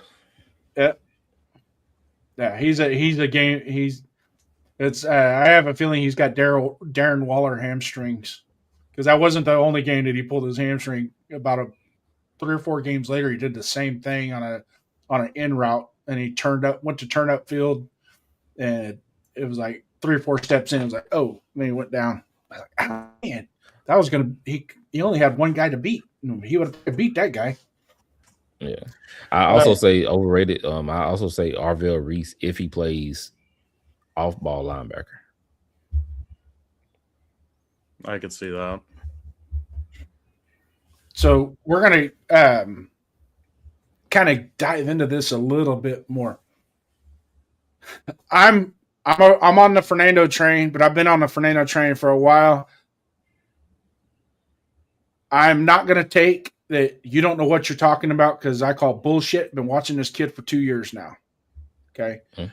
And anybody out there that wants to say, oh, you're just being a homer, even Raider Jeff, I told him back in September, so keep an eye on this kid, because he is going to be something special. Keep an eye on him. Oh, trade. You know, and watched a lot of, and whenever somebody tells me that you need to go watch film, I can bring my wife in here right now and she'll tell you how many times I watched Indiana play this year. And it started way before anybody even knew who Fernando Mendoza was. And I watched Indiana last year with Curtis Rourke. I was impressed with that kid. Yeah, he was pretty good. He was solid. Now you could tell he wasn't like. But my bad. Go ahead. Now the skipper, the pilot of the program, he's big on trading back. He's big on getting more picks. But I'm not one to take quantity over quality. Yeah, I'm not either. I'm not one to take quantity over quality. So if you have a quality pick at where you're at, why not take it? Yeah, I agree 100%. I'd rather have, especially we got 3 4th-round picks. I'd rather use those picks straight up into the top 3 and get. I'd rather have instead of 10 picks, I'd rather have 6 as long as they're picked in a certain spot.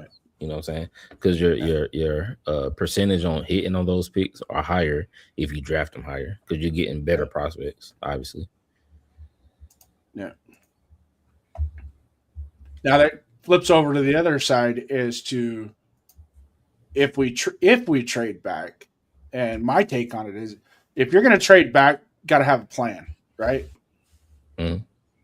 You see what I'm saying? And it's got to be okay. We're not absolutely 100% sold on this pick right here, but we got trade offers, and the only option I see in the top 5 as a good trade back partner would be the Jets, because they got a lot of draft capital, right? You talking about the first round?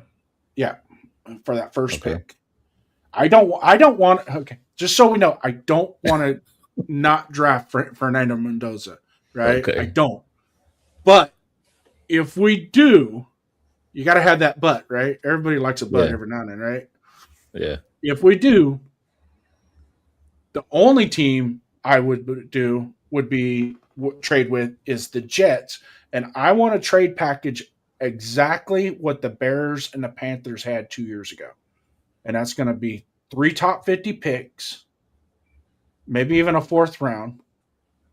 And next year's, I want you number 1 next year, because I know you're not going to be that good next year. If you draft Mendoza and you want to give up draft capital to go get Mendoza, I know you're going to be fighting for the number 1 pick next year. So give me that pick plus your 2 picks this year. I want your 2nd and your 3rd round this year.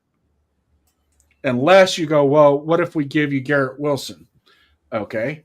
I want your 2 first picks this year, your 1st pick next year, and I'll take your 3rd round this year with Garrett Wilson. Yeah. So you're going to give us Garrett Wilson in exchange for our 2nd round pick. So now we can get Arvell Reese at number 2. And at number 16, which is house money, we could probably look at solidifying the offensive line. You know, why you shake your head now?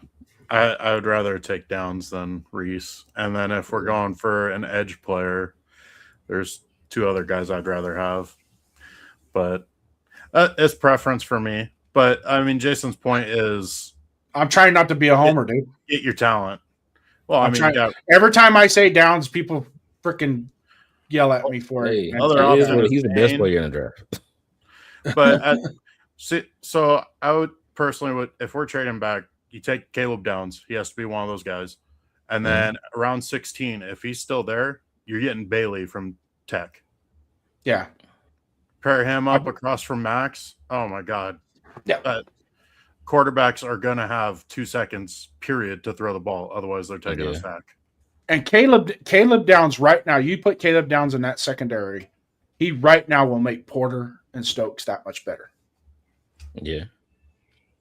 He will, the type of leader that he is and how he commands and how he plays the game, he will make those 2 guys better.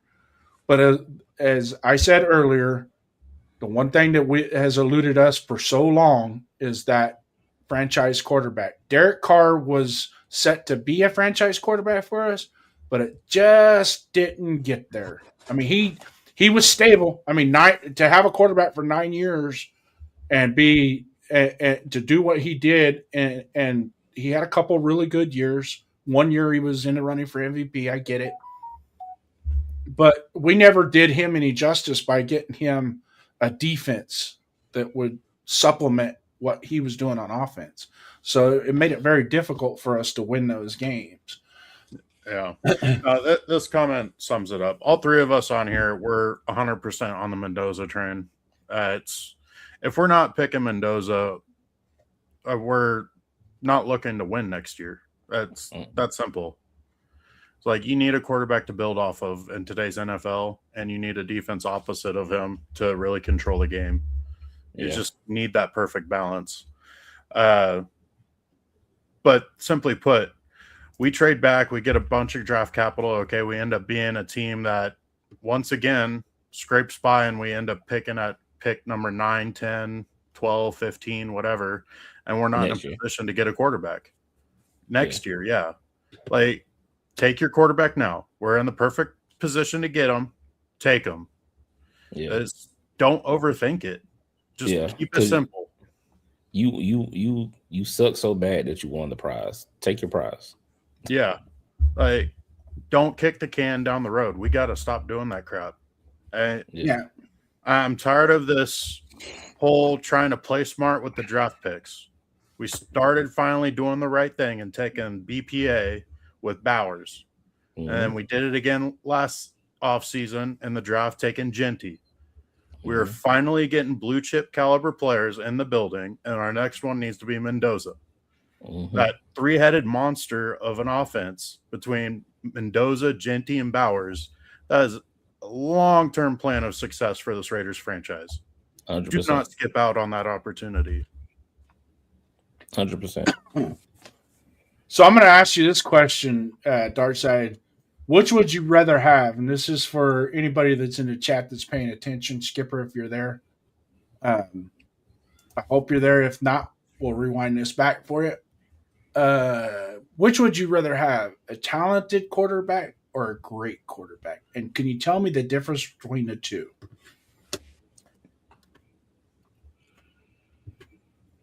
I'd rather have a great quarterback. A talented quarterback, again, it's like you have a Jay Cutler. That's what I see when I hear talented quarterback. Someone who has like great arm strength.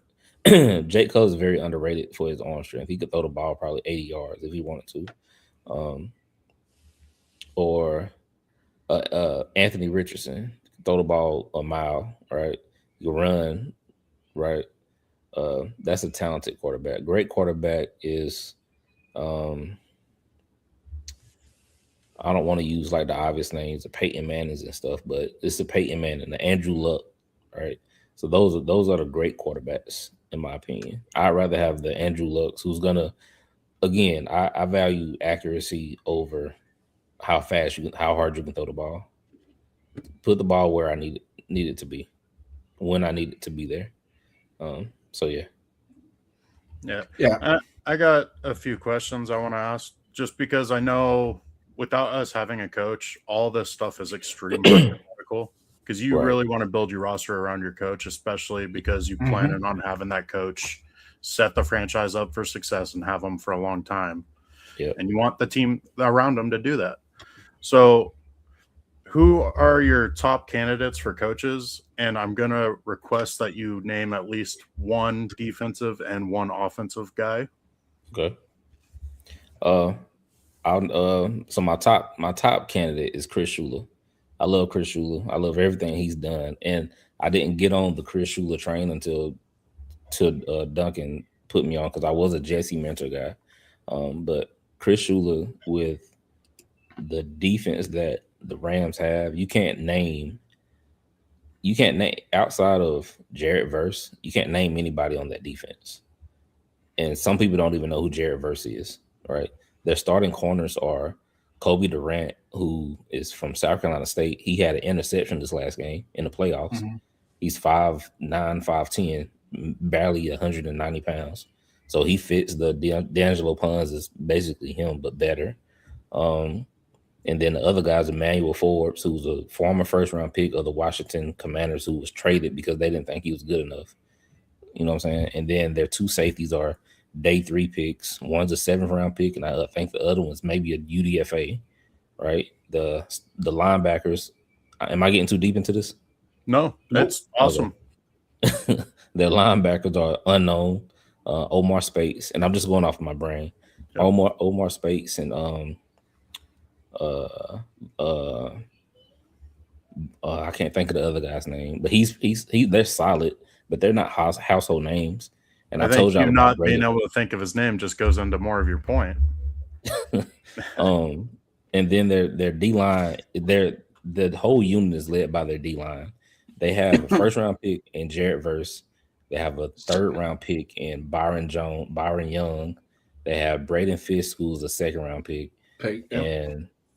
And I don't know who the other D tackle is, but their whole unit is led by the whole defense is led by that unit, right? So what he's done with that is great, is phenomenal to me, right? He teaches them, like I've been watching his interviews and I watched some of their off-season tape, and the way he talks about the game, the way he teaches the game is great, is phenomenal to me. And I want that as a leader of my whole team. I want him to delegate that. I want him to say, offensive coordinator, this is what I want, this is why I want it, and make sure you do it, right? Defense coordinator, this is how I want to run my scheme. Make sure you do it this way. I know he's going to delegate the right way. And he comes from he has a legendary name. And he's not just using that name to get by, because he could easily be with the Dolphins right now as like an intern with them, but that's not the route that he chose. So yeah, that's my number one guy. Number two is JC Mentor. I won't go too deep into him, but number two is JC Mentor. Number three is Nate Shieldhouse, who's a passing game coordinator for the Rams. I like Sean McVay, guys. That's why I chose him. And number four was Mike McDonald, but he's gone. So, Jaw Raiders breaking some news here for us. Breaking: Albert Sports San Francisco is reporting via Clint Kubiak has a Zoom call tomorrow with the Raiders. Now that the Rooney Rule is done and satisfied, the Raiders can make Clint Kubiak a head coach, even though he is still in the playoffs. I'm not a fan of Clint Kubiak. That's just just my opinion. It's just my opinion. That was my next question: is what top candidate that is being linked to the Raiders do you not like, and can you explain why? Well, it's obviously the answer is Clint Kubiak. He's just.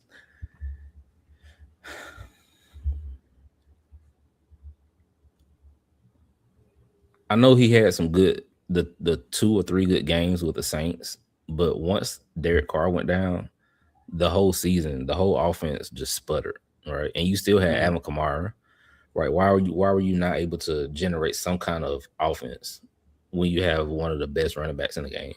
I don't know if he got hurt, but you still had him. I don't know, man. But having Desmond Ridder, man, that's not Ridder. It was Spencer Rattler. Yeah. I understand that. So I'll give him a little pass. But my real main thing is, like I said earlier in the stream, when you watch the Ben Johnson years with the Lions whole identity was Ben Johnson and the offense. If he didn't have a good game, the Lions wasn't going to win. If Ben Johnson messed up, the Lions didn't have a chance on winning. Then he's really the reason why Aaron Glenn got a job, to be honest with you.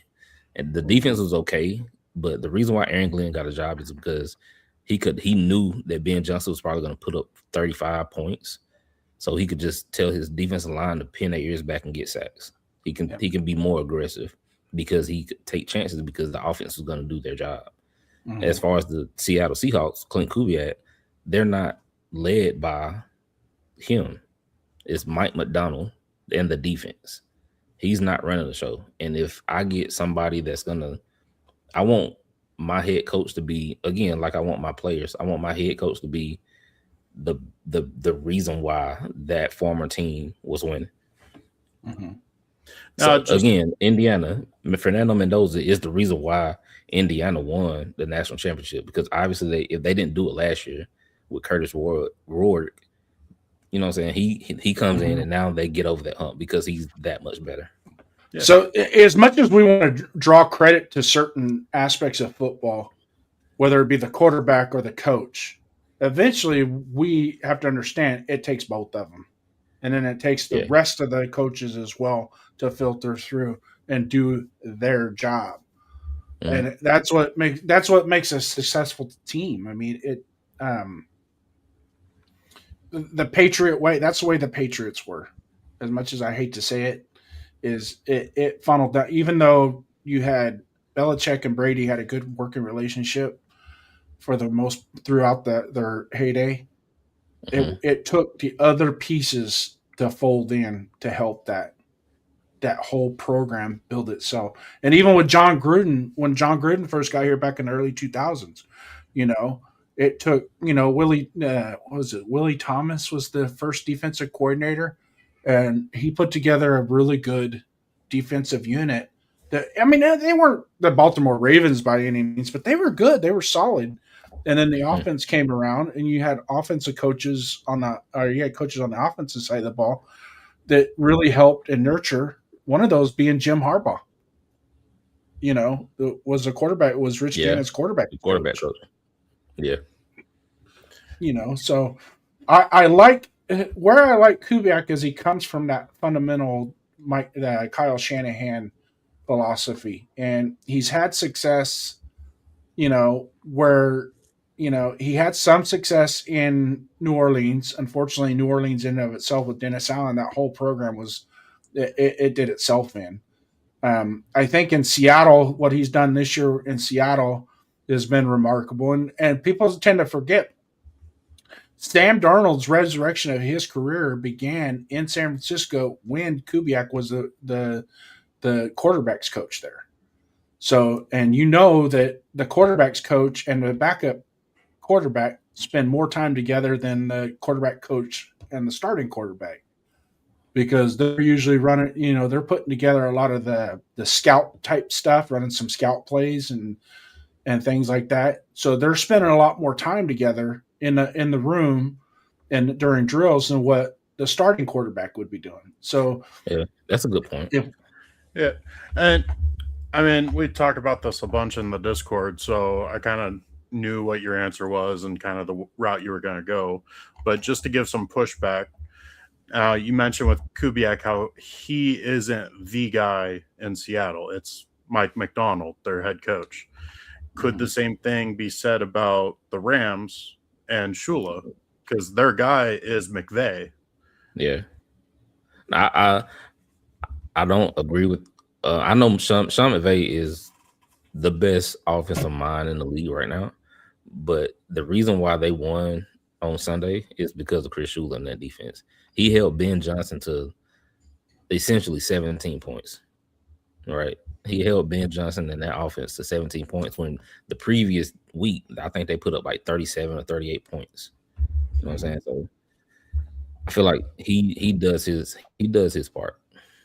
Yeah. He does. I guess it's like it's a little biased, I guess. And the reason why I say that, another reason why I don't really like the pressing issue of grabbing a Clint Kubiak is because everybody's saying we're getting Fernando Mendoza. He needs to get an offensive guy who can mold with him and do this, that, and the third. But you got to understand, Tom Brady is going to be this guy's quarterback coach. He's going to have a quarterback coach assigned to the team, but he's going to learn everything from Tom Brady. He doesn't need Clint Kubiak. Yeah, he's going to be drinking coffee with Brady, discussing a lot of this stuff. And that's where a lot of the home runs come from.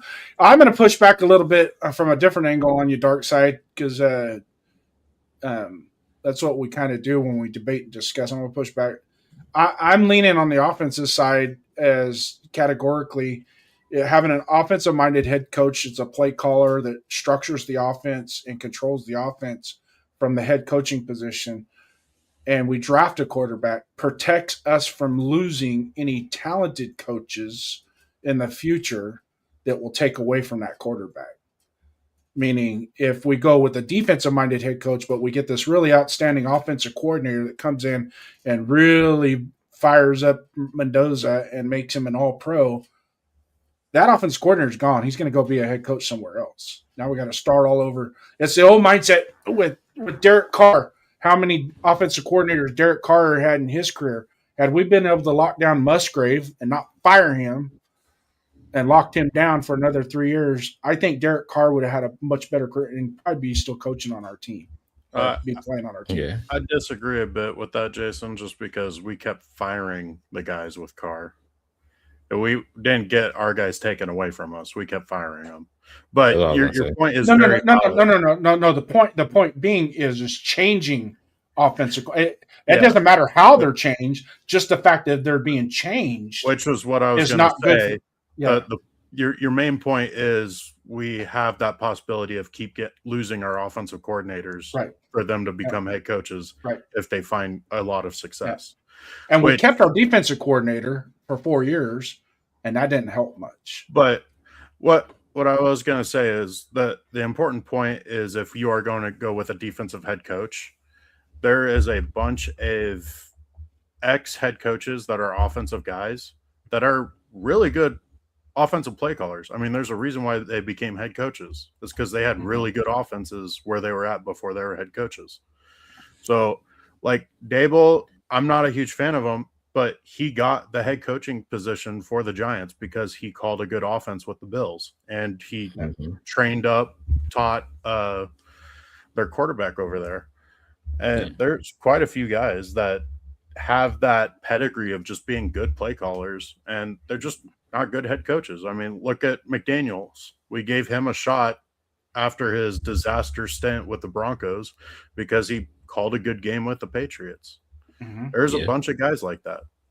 No. And what I was gonna say is, you could always say, okay. I mean, you could always go into it with a plan. If it was me, again, I would get Chris Shula. I would hire Chris Shula, and then my offensive guy would be a Sean McVay, not protege, but he would come from that Sean McVay tree, right? And then if he did get a head coaching job in 3 years, okay, that's cool. I'm just gonna get another guy from the Sean McVay tree, either his pass game coordinator, his run game coordinator, whoever that next offensive guy was. I would just get him and make him my offense coordinator, and then I just keep doing it over and just keep recycling it. Just keep plucking off of his tree. Yeah, because one of the things with Sean McVay and Kyle Shanahan as well, and they both come from the same. The two of those, really, you could pick from either one of those coaching trees, and the reason being is not only they coach players, but they coach coaches. Exactly, which is really important. Coaching your coaches. You have to be a great teacher. DT Raiders saying Sean McDermott. It's not a bad choice. Defensive mind, but offensive was pretty good. Yes and defensive no. coordinator. Yeah. McDermott, my problem with him is he reminds me a lot of Patrick Graham in the sense of his defense sometimes looked like it was the best defense ever to play the game. And then the next week they can completely collapse and give up 40 points. Yeah. Like it is very hit or miss on his game plans from week to week because he really does try to structure it against who they're playing against, which sometimes it's great, but it's bit them in the butt every single year in the playoffs. So, but he always had his guys playing tough for him, so he is definitely a leader of men. And the other downside with the Bills organization is their drafting is not the greatest. No, like their talent, I would not say they're a top tier talented team. They got a great quarterback and they have a really good offensive line, and they have some good defensive players, but as a unit, they play well together. So McDermott definitely coaches his guys up. Yeah. It's just I don't like the inconsistency of his defenses with him being a defensive guy. Yeah, I think they've only. But he was solid as a defensive coordinator, though. Yeah, with the Panthers, yeah.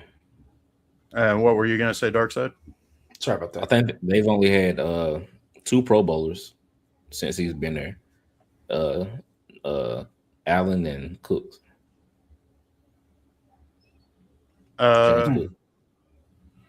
Didn't they have a cornerback? Trey White. He probably made a Pro Bowl, but that's still not good. He was there for 8 years. Yeah. That linebacker they have isn't bad either. He gets hurt a lot. Tremaine Edmonds. Yeah, he always hurt. No, what's the other guy? Oh, Matt Milano. Milano. I was going to say the Italian guy. Yeah, he's a free agent this year too. Yeah, I wouldn't mind. He's steady and he's very knowledgeable. You could tell he really studies the game, the way he plays. DT Raiders coming up with, but they were in the playoffs every year. Yeah, but there is a reason why the Bills fired them. Is they could not win the big game. I mean, it's miles ahead of where we are as a franchise for the past 20 years. But is the goal to just be a playoff team, or is the goal to win that Super Bowl and try to find a way to keep making that Super Bowl? All right.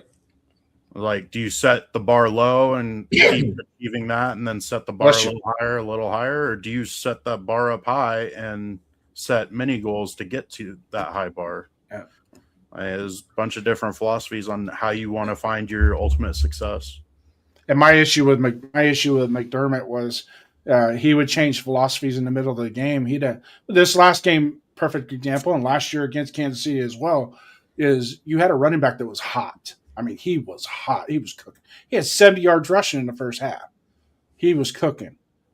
And he put the ball – I understand he put the ball on the ground, lost a fumble, but also, too, that's not an excuse to take the ball out of his hands and not give him another carry until late in the third quarter, fourth quarter.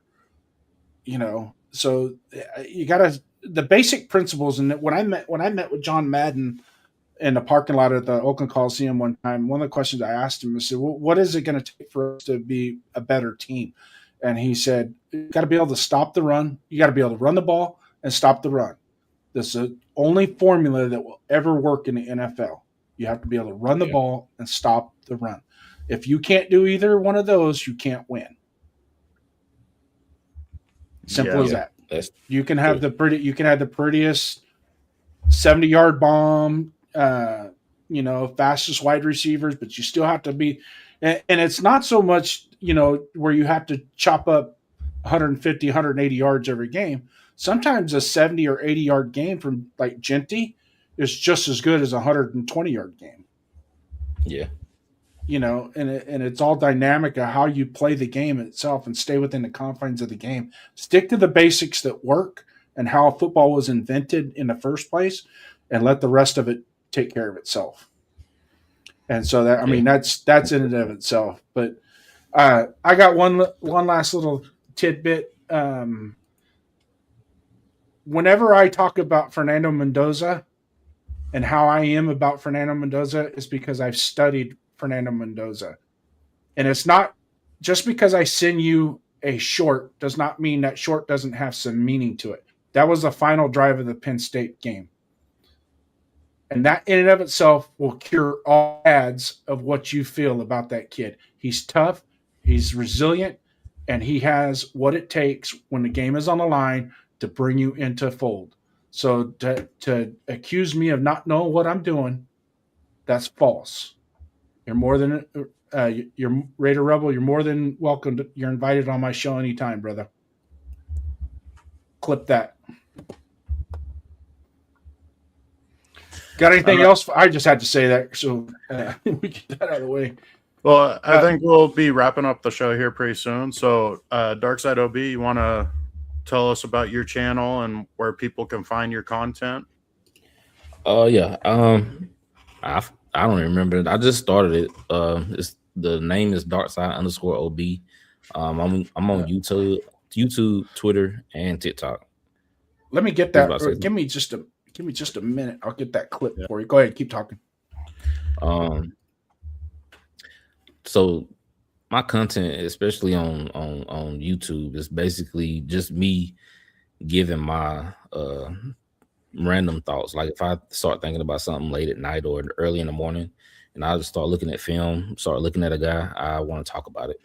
And my whole reasoning of doing it is I've been watching guys do it for 10, 15 years, and I'm like, half the stuff they saying I already thought of. Why not just make a channel and just talk about it too? And just get my thoughts out there. If you agree with it, you agree with it. If I'm wrong, I'm wrong. Nobody's 100% right. I just want to get my thoughts out there and just compare myself to, everybody else. See if I would have, if it was right or if it was wrong. And then again, I got thick skin. I don't care about being wrong. I don't care about nobody telling me I was wrong. I'm all for a good debate, and I just need you to tell me the why. I'm really big on why. If you have an opinion on something, I respect it, but again, you have to tell me why that's your opinion. Don't just say because of that's how you feel, but what's the reasoning behind it? You know what I'm saying? Right. So yeah. And that leads me back to this whole Fernando Mendoza thing. I'm sitting here watching this, and I'm like, I hear one content creator goes, he just doesn't have the dog in him. Excuse me? I don't know. Yeah, you're not watching the same film. Look at Bueno's picture. He's got the dog in him. Yeah, but Right. in the long run, and that's just it. A lot of times, some of these comments that I hear are people that really haven't watched him. You know what I mean? And you could go back and watch quote unquote tape. Who really does? I mean, a lot of people, they don't watch tape. I don't watch all 22 tape. I'm not going to go out and get coaches tape on. I'm not going to spend all that money to do that for what? Just for a hobby? No, I'm not going to do that. I'm not going to do that. But I will watch a game over. I TiVo a lot. I DVR a lot of those games where, if I get up at 1 or 2 o'clock in the morning, I'm like, I'll watch that game again. I watched last night's game again.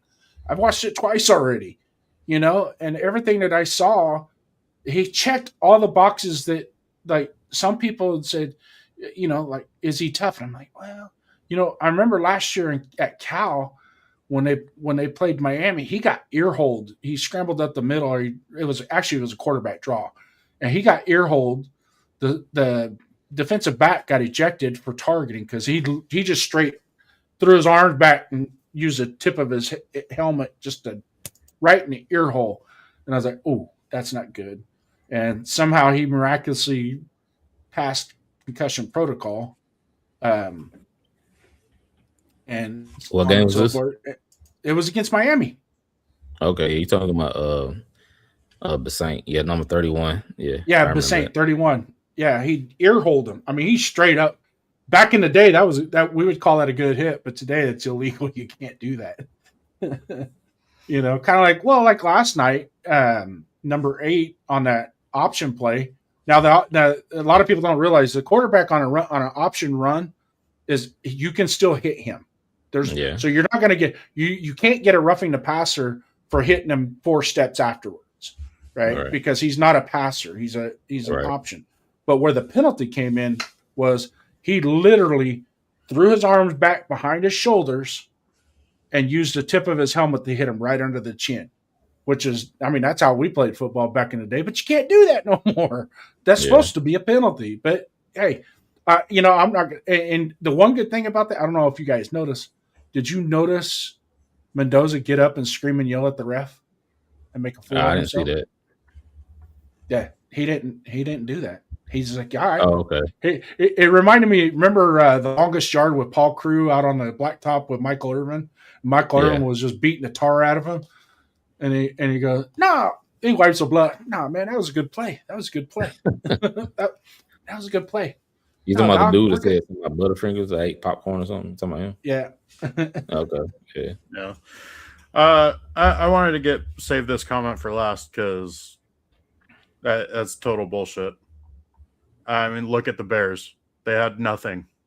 They drafted their quarterback next offseason. They fully invested in their offensive line, got their coach. Boom. All of a sudden, they're a playoff team, and they made it to the divisional rounds. Look at the Patriots. They're most likely going to make it to the Super Bowl now. They had a roster arguably way worse than ours. I would say they're worse than ours because they ended up taking 3 of our players, and they got better. Yeah. You can't tell me that you cannot have Super Bowl aspirations when you're at the bottom. If you're not reaching for the stars, what are you reaching for? A branch so it could break and you fall back down? No, that's total bullshit. If the ultimate goal is not the Super Bowl, why are you playing the game? Are you going to be a Jerry Jones and just raking that money? No. You need to reach for that Super Bowl. If that Super Bowl is not your aspirations, then you're in the wrong business. It is very possible after 1, 2, 3 off seasons to hit that Super Bowl. And we've already got great pieces and Bowers and Genty. We add that quarterback to them. All of a sudden that offense is clicking. Get a couple veteran offensive linemen, draft a couple offensive linemen. All of a sudden our offensive line's turned around. It is very, very possible to make a Super Bowl in a short time span. And there's 2 shitty-ass teams that all of a sudden became great teams this season that are proof. There was actually 3 in the playoffs that were 4-13, 5-12 last year. It was Carolina, Carolina, Pats, the and Bears, and the Patriots. yeah. And then you Right. saw what the Colts did this year. The Colts were, until their quarterback got hurt, and they were bringing some old guy off the couch to try and recover the season. There was, I mean, you can turn it around quickly and admirably. And I agree with you 100%, Duncan. It can be done. You got to do it. It's all about making the right moves. Mm-hmm. And like I said, starts with the there's head multiple coach. different philosophies on how to get to the top. But if getting to the top is not your main goal, then why are you in this business? Yep. Like, you can definitely set the short-term goals for yourself to set your franchise up for success down the road. But the ultimate goal should always be the Super Bowl. Yep. Flat out, plainly, that's it. So, anyways, we're 2 hours into this episode. Darkside, you're more than welcome. You're invited on our show anytime. When we get backstage, we'll chop it up a little bit more once this is over. So once everything queues up, we'll have a off air meeting, kind of talk about the show tonight. For those of you guys thank you guys for joining us tonight. We'll get this published. We'll get some shorts out for you guys as well. Keep coming back. We're going to have more and more people just like Darkside on this channel. And I put the link for his channel in the chat. For those of you guys that don't have it, grab it, subscribe to his channel, set those alerts, that bell, set it to all. Okay, so you get those alerts and hit those thumbs up, man, because the more you hit the thumbs up on every show that we get the thumbs up, it creates an algorithm that starts to push us up more and more and more, and we start to get more and more people come in and watch our show. But like I said earlier, I ain't perfect, but I'm pretty sure I know what I'm talking about, and I'm confident in what I'm talking about, and I'm not gonna put stuff out there that I'm not confident with. But at the same time, what I'm seeing is there's a lot of people that should really pay more attention, especially last night's game. I heard some content creators say that Mendoza looked like he was trash last night. Trash. They use the word trash. I didn't see his stat line didn't look all that great, but you start to watch and see how he moved that team down the field and how he played. You being a Miami fan, what did you think? Yeah, I was mad. I was upset. He was, like I said, man, he put the ball where he needed to put the ball at, man. And then when he did run, the dude just good, man. You can't say that he's not good. If he would have been playing anybody else, we would have won. Yeah. Good night, Bueno. Jason, as you have your online rants or feuds on people questioning your intelligence, which you definitely got it. Darkside OB, definitely very intelligent guy, has great content already. I highly recommend checking out his YouTube channel and his TikTok also, right? Yeah, I got TikTok too. Yeah. Very good content. He goes into depth on everything, and his thoughts aren't just shallow waters. Like, he goes into depth. He really breaks down what he's thinking, talks about it, and then it's just, I don't know how to put it other than it's great.